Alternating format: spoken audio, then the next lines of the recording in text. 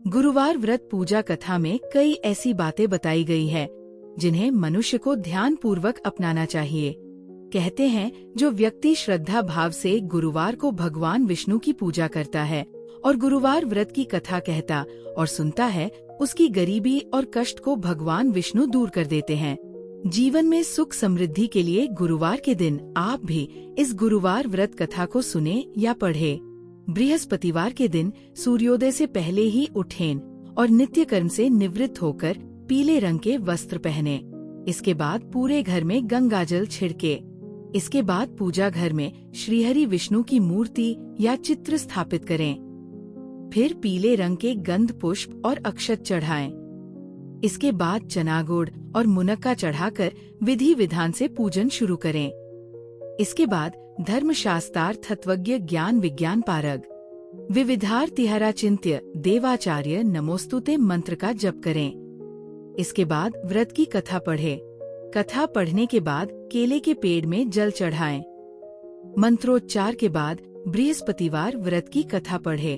कथा की शुरुआत यह इस प्रकार से है कि प्राचीन समय की बात है। भारतवर्ष में एक राजा राज्य करता था। वह बड़ा प्रतापी और दानी था। वह नित्य गरीबों और ब्राह्मणों की सेवा सहायता करता था। वह प्रतिदिन मंदिर में भगवान दर्शन करने जाता था, लेकिन ये बात उसकी रानी को अच्छी नहीं लगती थी। वह नहीं पूजन करती थी और न ही दान करने में उसका मन लगता था। एक दिन राजा शिकार खेलने वन को गए हुए थे तो रानी और दासी महल में अकेली थी। उसी समय बृहस्पति देव साधु भेष में राजा के महल में भिक्षा के लिए गए और भिक्षा मांगी तो रानी ने भिक्षा देने से मन कर दिया। रानी ने कहा कि हे साधु महाराज, मैं तो दान पुण्य से तंग आ गई हूँ। इस कार्य के लिए मेरे पतिदेव ही बहुत है। अब आप ऐसी कृपा करें कि सारा धन नष्ट हो जाए तथा मैं आराम से रह सकूं। साधु ने कहा, देवी तुम तो बड़ी अजीब हो। धन और संतान से कौन दुखी होता है? इसकी तो सभी कामना करते हैं। पापी भी पुत्र और धन की इच्छा करते हैं। अगर तुम्हारे पास अधिक धन है तो भूखे मनुष्यों को भोजन कराओ, प्याऊ लगवाओ, ब्राह्मणों को दान दो, कुआं, तालाब, बावड़ी, बाग बगीचे आदि का निर्माण कराओ, मंदिर, पाठशाला, धर्मशाला बनवाकर दान दो, निर्धनों की कुंवारी कन्याओं का विवाह कराओ। साथ ही यज्ञ आदि कर्म करो, अपने धन को शुभ कार्यों में खर्च करो। ऐसे करने से तुम्हारा नाम परलोक में सार्थक होगा एवं स्वर्ग की प्राप्ति होगी। लेकिन रानी पर उपदेश का कोई प्रभाव न पड़ा। वह बोली, महाराज मुझे ऐसे धन की आवश्यकता नहीं जिसको मैं अन्य लोगों को दान दूं, जिसको रखने और संभालने में ही मेरा सारा समय नष्ट हो जाए। अब आप ऐसी कृपा करें कि सारा धन नष्ट हो जाए तथा मैं आराम से रह सकूं। साधु ने उत्तर दिया, यदि तुम्हारी ऐसी इच्छा है तो जैसा मैं तुम्हें बताता हूँ तुम वैसा ही करना। बृहस्पतिवार को घर को गोबर से लीपना, अपने केशों को पीली मिट्टी से धोना। राजा से कहना वह बृहस्पतिवार को हजामत बनवाए। भोजन में मांस मदिरा खाना और कपड़ा धोबी के यहाँ धुलने डालना। ऐसा करने से 7 बृहस्पतिवार में ही आपका सारा धन नष्ट हो जाएगा। इतना कहकर वो साधु महाराज वहाँ से अंतर्धान हो गए। इसके बाद रानी ने वही किया जो साधु ने बताया था। 3 बृहस्पतिवार ही बीते थे कि उसका समस्त धन संपत्ति नष्ट हो गया और भोजन के लिए राजा रानी तरसने लगे। तब एक दिन राजा ने रानी से कहा कि तुम यहाँ पर रहो, मैं दूसरे देश में चाकरी के लिए चला जाऊं, क्योंकि यहाँ पर मुझे सभी मनुष्य जानते हैं, इसलिए कोई कार्य नहीं कर सकता। देश चोरी परदेश भीख बराबर है। ऐसा कहकर राजा परदेश चला गया। वहाँ जंगल को जाता और लकड़ी काट कर लाता और शहर में बेचता। इस तरह जीवन व्यतीत करने लगा। इधर राजा के बिना रानी और दासी दुखी रहने लगी। किसी दिन भोजन मिलता और किसी दिन जल पीकर ही रह जाती। एक समय जब रानी और दासियों को 7 दिन बिना भोजन के रहना पड़ा तो रानी ने अपनी दासी से कहा, हे दासी, पास ही के नगर में मेरी बहन रहती है, वह बड़ी धनवान है। तू उसके पास जा आ और 5 सेर बेझर मांग कर ले, ताकि कुछ समय के लिए थोड़ा बहुत गुजर बसर हो जाए। दासी रानी की बहन के पास गई। उस दिन बृहस्पतिवार था। रानी का बहन उस समय बृहस्पतिवार की कथा सुन रही थी। दासी ने रानी की बहन को अपनी रानी का संदेश दिया, लेकिन रानी की बहन ने कोई उत्तर नहीं दिया। जब दासी को रानी की बहन से कोई उत्तर नहीं मिला तो वो बहुत दुखी हुई। उसे क्रोध भी आया। दासी ने वापस आकर रानी को सारी बात बता दी। सुनकर रानी ने कहा कि है दासी, इसमें उसका कोई दोष नहीं है। जब बुरे दिन आते हैं तब कोई सहारा नहीं, अच्छे बुरे का पता विपत्ति में ही लगता है। जो ईश्वर की इच्छा होगी वही होगा, ये सब हमारे भाग्य का दोष है। ये सब कहकर रानी ने अपने भाग्य को कोसा। उधर रानी की बहन ने सोचा कि मेरी बहन की दासी आई थी, लेकिन मैं उससे नहीं बोली, इससे वो बहुत दुखी हुई होगी। कथा सुनकर और पूजन समाप्त कर वो अपनी बहन के घर गई और कहने लगी, हे बहन, मैं बृहस्पतिवार का व्रत कर रही थी। तुम्हारी दासी गई, लेकिन जब तक कथा होती है तब तक न उठते हैं और न बोलते हैं, इसीलिए मैं नहीं बोली। कहो, दासी क्यों गई थी? रानी बोली, बहन, हमारे घर अनाज नहीं था। ऐसा कहते रानी की आंखें भर आई। उसने दासियों समेत 7 दिन तक भूखा रहने की बात भी अपनी बहन को बता दी। इसीलिए मैंने दासी को तुम्हारे पास 5 सेर बेझर लेने के लिए भेजा था। रानी की बहन बोली, बहन देखो, बृहस्पति देव सबकी मनोकामना पूर्ण करते हैं। देखो, शायद तुम्हारे घर में अनाज रखा हो। पहले तो रानी को विश्वास नहीं हुआ, परंतु बहन के आग्रह करने पर उसने दासी को अंदर भेजा। दासी घर के अंदर गई तो वहाँ पर उसे एक घड़ा बेझर से भरा मिल गया। उसे बड़ी हैरानी हुई। उसने बाहर आकर रानी को बताया।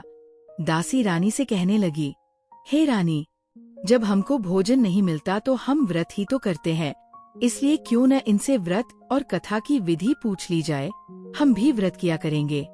दासी के कहने पर रानी ने अपनी बहन से बृहस्पति व्रत के बारे में पूछा।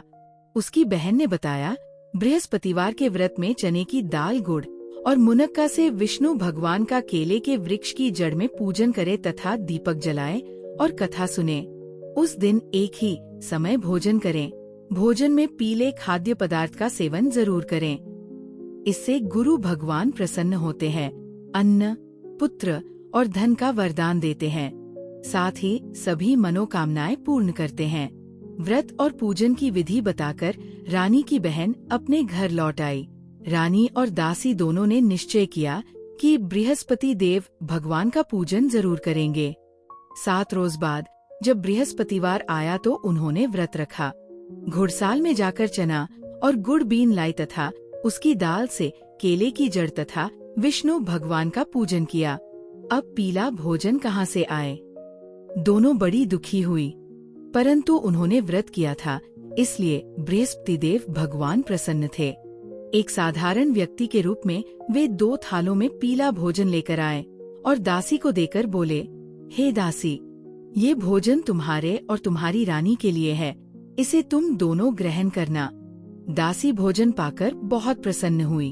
उसने रानी से कहा, चलो रानी जी भोजन कर लो, परंतु रानी को भोजन आने के बारे में कुछ भी नहीं पता था, इसलिए उसने कहा कि जा तू ही भोजन कर, क्योंकि तू व्यर्थ में हमारी हंसी उड़ाती है। तब दासी ने कहा, एक व्यक्ति भोजन दे गया है। तब रानी ने कहा, वह व्यक्ति तेरे लिए ही भोजन दे गया है, तू ही भोजन कर। तब दासी ने कहा, वह व्यक्ति हम दोनों के लिए 2 थालों में सुंदर पीला भोजन दे गया है, इसलिए मैं और आप दोनों ही साथ साथ भोजन करेंगे। ये सुनकर रानी बहुत प्रसन्न हुई और दोनों ने गुरु भगवान को नमस्कार कर भोजन किया। उसके बाद से वे प्रत्येक बृहस्पतिवार को गुरु भगवान का व्रत और पूजन करने लगी। बृहस्पति भगवान की कृपा से उनके पास धन हो गया, लेकिन रानी फिर पहले की तरह आलस्य करने लगी। तब दासी बोली, देखो रानी, तुम पहले भी इस प्रकार आलस्य करती थी। तुम्हें धन के रखने में कष्ट होता था, इस कारण सभी धन नष्ट हो गया। अब गुरु भगवान की कृपा से धन मिला है तो फिर तुम्हें आलस्य होता है। बड़ी मुसीबतों के बाद हमने ये धन पाया है, इसलिए हमें दान पुण्य करना चाहिए। अब तुम भूखे मनुष्यों को भोजन कराओ, प्याऊ लगवाओ, ब्राह्मणों को दान दो, कुआं, तालाब, बावड़ी और बाग बगीचे आदि का निर्माण कराओ। मंदिर, पाठशाला और धर्मशाला बनवाकर दान दो। निर्धनों की कुंवारी कन्याओं का विवाह कराओ। साथ ही यज्ञ आदि कर्म करो, अपने धन को शुभ कार्यों में खर्च करो, जिससे तुम्हारे कुल का यश बढ़े और स्वर्ग प्राप्त हो और पितर प्रसन्न हो। दासी की बात मानकर रानी शुभ कर्म करने लगी। उसका यश फैलने लगा।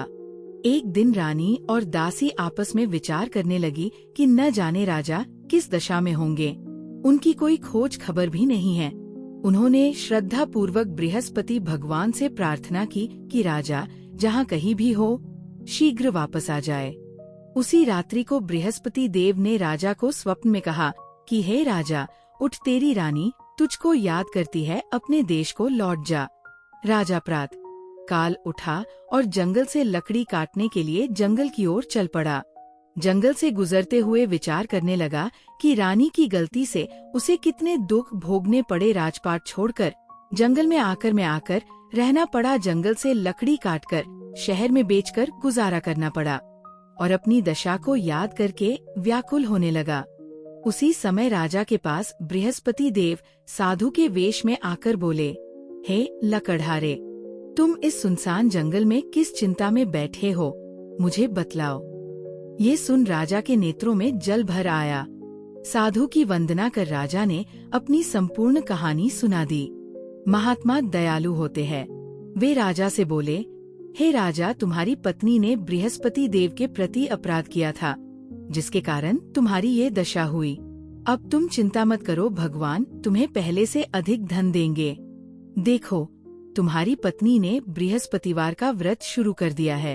अब तुम भी बृहस्पतिवार के व्रत में चने की दाल, गुड़ और मुनक्का से विष्णु भगवान का केले के वृक्ष की जड़ में पूजन करो तथा दीपक जलाकर कथा सुनो। उस दिन एक ही समय भोजन करना, लेकिन भोजन में पीले खाद्य पदार्थ का सेवन जरूर करना। भगवान तुम्हारी सब कामनाओं को पूर्ण करेंगे। साधु की बात सुनकर राजा बोला, हे प्रभु, लकड़ी बेचकर तो इतना पैसा भई नहीं बचता जिससे भोजन के उपरांत कुछ बचा सकूं। मैंने रात्रि में अपनी रानी को व्याकुल देखा है। मेरे पास कोई साधन नहीं जिससे उसका समाचार जान सकूं। फिर मैं कौन सी कहानी कहूं, ये भी मुझको मालूम नहीं है। साधु ने कहा, हे राजा, मन में बृहस्पति भगवान के पूजन व्रत का निश्चय करो। वे स्वयं तुम्हारे लिए कोई राह बना देंगे। बृहस्पतिवार के दिन तुम रोजाना की तरह लकड़ियां लेकर शहर में जाना। तुम्हें रोज से दोगुना धन मिलेगा, जिससे तुम भली भांति भोजन कर लोगे तथा बृहस्पति देव की पूजा का सामान भी आ जाएगा। राजा ने ऐसा ही किया और उसको मनोवांछित फल की प्राप्ति हो गई। इस प्रकार जो भी व्यक्ति इस कथा को पढ़ता या सुनता है वो हमेशा खुश रहता है और उसकी सभी इच्छाएं पूरी होती है। बृहस्पति देव की पूजा से जीवन में सुख, समृद्धि और शांति आती है।